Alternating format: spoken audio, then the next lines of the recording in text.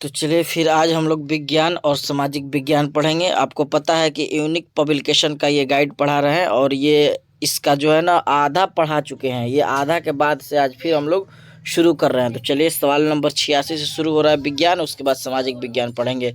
तो देखिए 86 नंबर सवाल क्या है। एक पारा मरकरी बैरोमीटर में यदि मरकरी का युक्त ट्यूब को उठा लिया जाए तो देखिए ट्यूब मरकरी उठाने के कारण होता है ना, जो ऊर्ध्वाधर उसकी ऊंचाई है वो घट जाता है।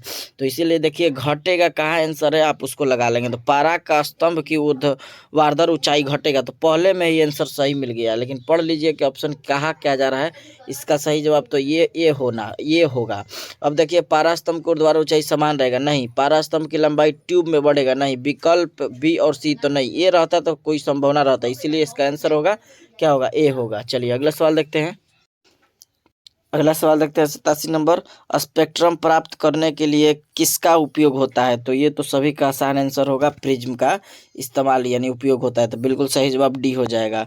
चलिए अगला सवाल देखते हैं 88 नंबर। कोशिका का आयतन बढ़ जाता है यदि बाह्य विलयन हो। तो बाह्य विलयन हो तो इसका कोशिका का अंग जो है ना, तो बिल्कुल इसका आंसर हो जाएगा हाइपोटोनिक। तो बिल्कुल सही जवाब हो जाएगा 88 नंबर का बी हो जाएगा, ठीक ना। 87 नंबर का डी था, 88 नंबर का बी। चलिए अगला सवाल हम लोग देखते हैं। अगला सवाल क्या है।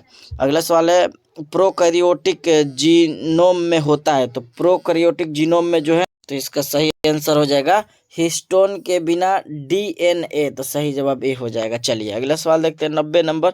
निम्नलिखित में से कौन सा मानव का उद्गम स्थान है। तो सभी को पता है अफ्रीका आंसर होगा, ये 2-3 बार पढ़ा चुके हैं। तो 90 नंबर का सही जवाब हो जाएगा ए हो जाएगा। चलिए अगला सवाल हम लोग देखते हैं 91 नंबर सवाल देखते हैं हम लोग। 91 नंबर के वर्गीकरण के अधिक वैज्ञानिक आधार पर प्रयास करने वाला पहला व्यक्ति कौन था।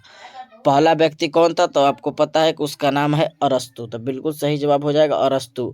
वर्गीकरण के वैज्ञानिक के आधार पर प्रयास वाला पूछा जा रहा है। अगर 5 वर्गों में बांटने का काम आपको पता है कि बिहिटकर महादेव किए थे, ठीक ना। तो ये भी आंसर याद रखिएगा, बिहिटकर महादेव से वर्गीकरण के जो पादप जगत ये सब आपको याद होगा। चलिए अगला सवाल हम लोग देखते हैं। 1 मीटर के स्केल पर 0 तथा 2 बीच 20 विभाग है, तो इसका अल्पतमांक है।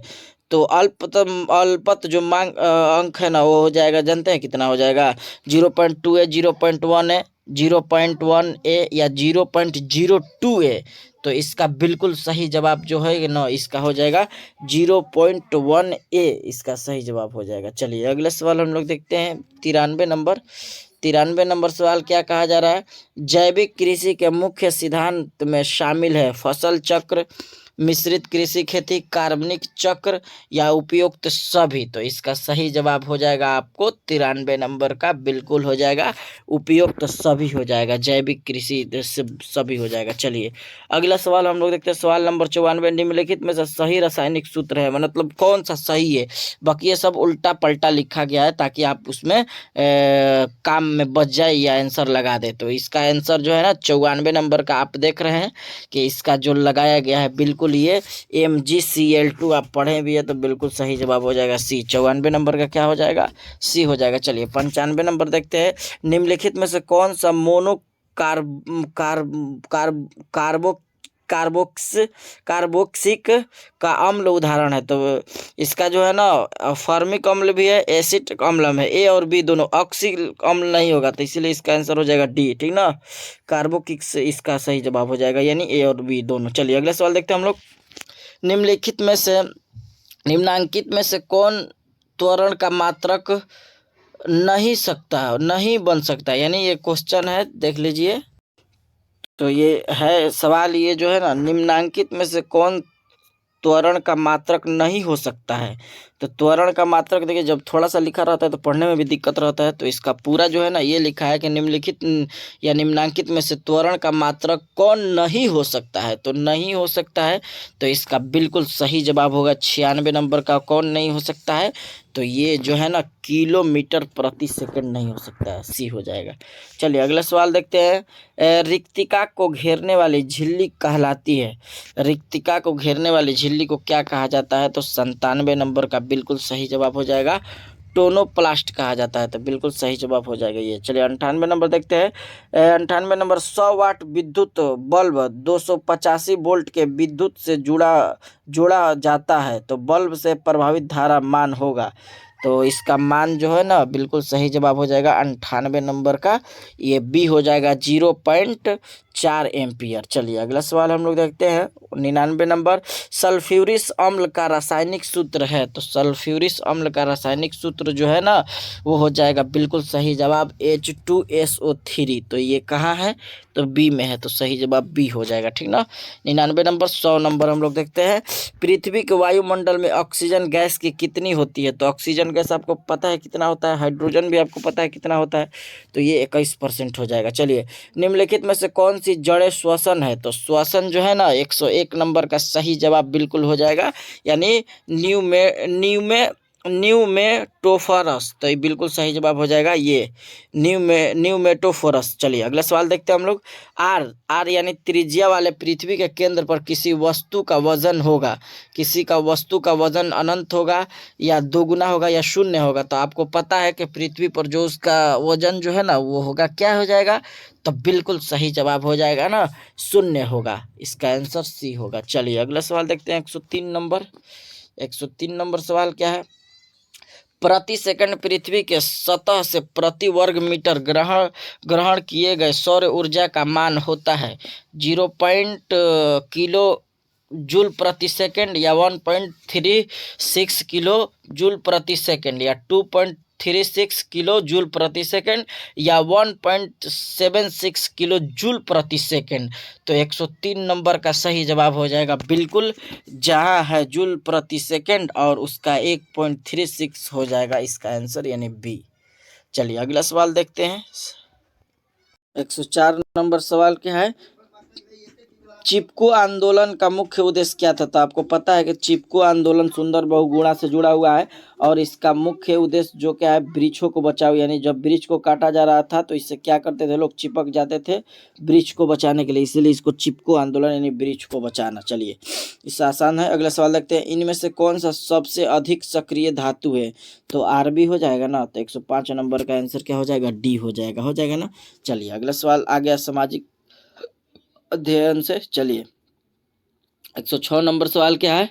106 नंबर सवाल है, इंग्लैंड में औद्योगिक क्रांति किस उद्योग से प्रारंभ हुई थी। परिवहन उद्योग, वस्त्र उद्योग या लोहा उद्योग या प्लास्टिक उद्योग। ये सवाल बार बार आता है, इसलिए आपको इसका आंसर याद रखना है, यानी बिल्कुल सही जवाब हो जाएगा इसका वस्त्र उद्योग ही हो जाएगा। 106 नंबर का सही जवाब वस्त्र उद्योग होगा यानी। चलिए अगला सवाल हम लोग देखते हैं। अगला सवाल 107 नंबर तक, निम्नलिखित में से पेय फसलों में से भारत में दुनिया में अग्रणी उत्पादक और निर्यातक है। तो पता है आपको, भारत कह रहा है या भारत, ये चाय है, बिल्कुल सही जवाब हो जाएगा। चलिए अगला सवाल 108 नंबर, भारत की वित्तीय राजधानी कहाँ है। तो भारत की वित्तीय राजधानी, ये तो आसान सा सवाल है, इसलिए 108 नंबर का जवाब आपको कमेंट में देना है। ये लगभग सभी को पता रहता है, तो आप बताइए कमेंट में कि भारत की वित्तीय राजधानी कहाँ है, ठीक ना। तो चलिए अगला सवाल हम लोग देखते हैं। सवाल नंबर 108 हो गया, 108 को आपको बताना है। 109 नंबर अब हम सवाल लाते हैं। चलिए 109 नंबर सवाल हम लोग देखते हैं। भारत में सबसे बड़ी जनजाति कौन है। तो आपको पता है भील जनजाति है। 109 नंबर का क्या हो जाएगा, बिल्कुल सही जवाब ए हो जाएगा, ठीक ना, ए हो जाएगा। भील जनजाति 109 नंबर का ए हो जाएगा। चलिए अगला सवाल हम लोग देखते हैं। 110 नंबर सवाल, भोपाल त्रासदी में किस गैस का रिसाव हुआ था। तो पता है सभी को, मिथाइल आइसोसाइनाइड। तो बिल्कुल सही जवाब सी हो जाएगा 110 नंबर का।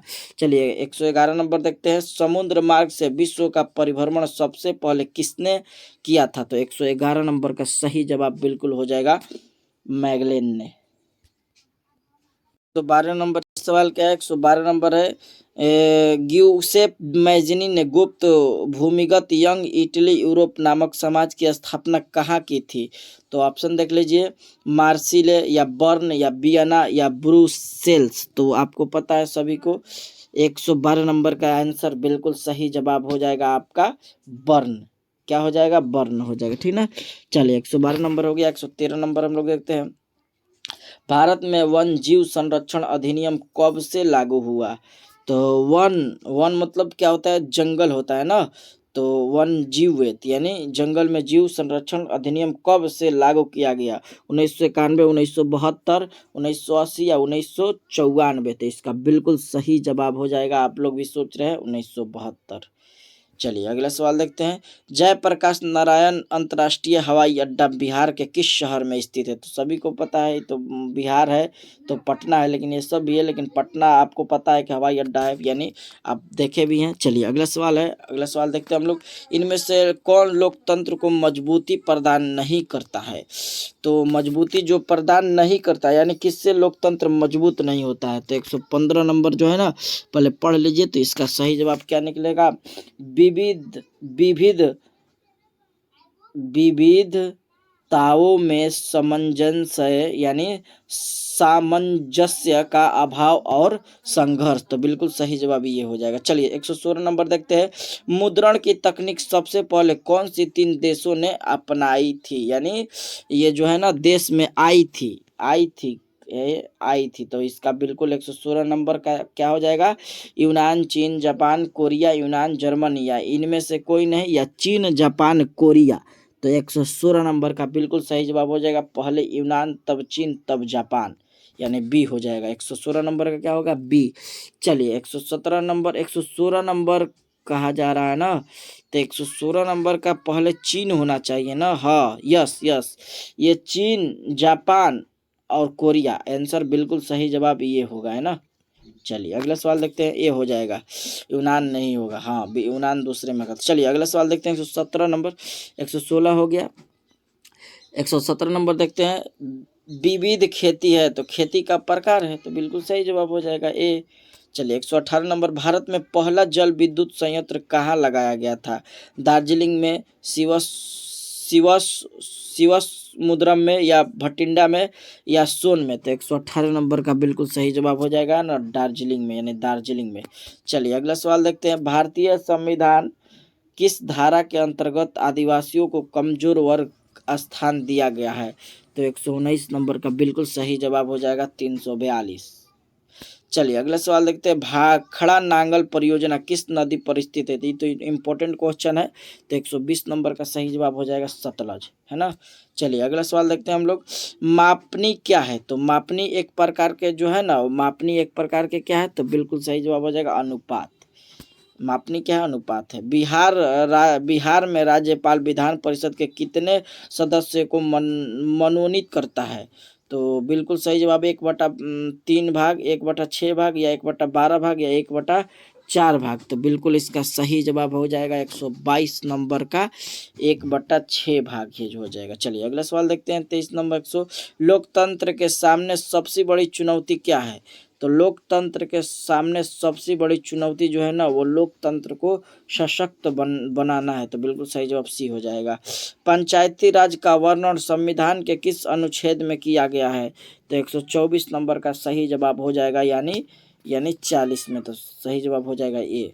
चलिए, खनिज निम्नलिखित में से किस चट्टान के स्तरों में संग्रहित जमा होते हैं? तो जमा जो होते हैं ना, तो इसका 125 नंबर का सही जवाब जहां जमा होते हैं उसका आंसर हो जाएगा तलछटी चट्टानों में। बिल्कुल सही जवाब ये हो जाएगा। तो ये आज के लिए 2 ही सेट है, यानी विज्ञान और सामाजिक अध्ययन। अगली वीडियो में हम लोग रीजनिंग भी और हिंदी पढ़ेंगे। इस तरह से रीजनिंग शॉर्ट में भी बना रहे हैं, आप वहां से देख लेना है। और सब वीडियो आप नहीं देखें तो जाकर देख लिया। अगर उर्दू लिए हैं तो उर्दू में भी मौजूद है, आप वहां से देख लीजिए। उर्दू का ऑल वीडियो बना दिया गया है और करेंट अफेयर का वीडियो बनाया जा रहा है, तो आप वहां से भी देख सकते हैं। इस चैनल पे उर्दू, सोशल साइंस ये डीएलएड की तैयारी, यानी रीजनिंग भी 10 नंबर, तो 20-20 40, आप 40, आप 20 60 65 10 75 नंबर की तैयारी आप यहाँ से कर सकते हैं। तो चलिए फिर मिलेंगे हम लोग अगली वीडियो में। आज के लिए इतना ही।